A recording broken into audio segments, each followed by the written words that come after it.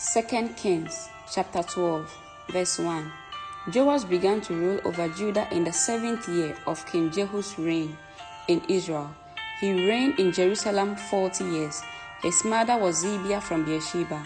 Verse 2. All his life, Joash did what was pleasing in the Lord's sight because Joadah the priest instructed him. Verse 3. Yet even so, he did not destroy the pagan shrines, and the people still offered sacrifices and burnt incense there. Verse 4.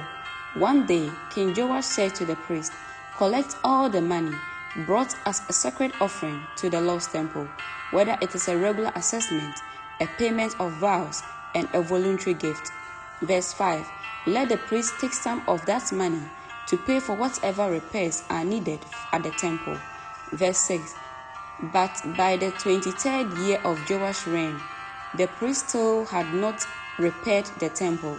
Verse 7. So King Joash called for Joadah and the other priests and asked them, "Why haven't you repaired the temple? Don't use any more money for your own needs. From now on, it must all be spent on the temple's repairs." Verse 8. So the priests agreed not to accept any more money from the people, and they also agreed to let others take responsibility for repairing the temple. Verse 9. Then Joadah the priest bored a hole in the lid of a large chest and set it on the right-hand side of the altar at the entrance of the temple of the Lord.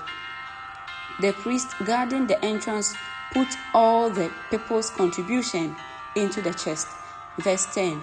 Whenever the chest became full, the court secretary and the high priest counted the money that had been brought to the Lord's temple and put it into bags.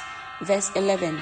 Then they gave the money to the construction supervisors, who used it to pay the people working on the Lord's temple, the carpenters, the builders. Verse 12. The masons and the stone cutters. They also used the money to buy the timber and the finished stone needed for repairing the Lord's temple, and they paid any other expenses related to the temple's restoration. Verse 13. The money brought to the temple was not used for making silver bowls, lamp snuffers, basins, trumpets, or other article of gold or silver for the temple of the Lord. Verse 14. It was paid to the workmen who used it for the temple's repairs. Verse 15. No accounting of this money was required from the construction supervisors because they were honest and trustworthy men. Verse 16.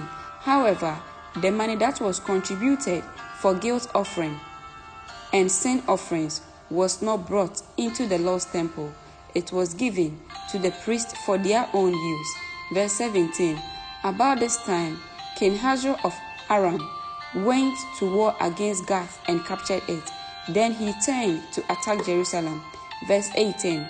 King Joash collected all the sacred objects that Jehoshaphat, Jehoram, and Ahaziah, the previous kings of Judah, had dedicated, along with what he himself had dedicated.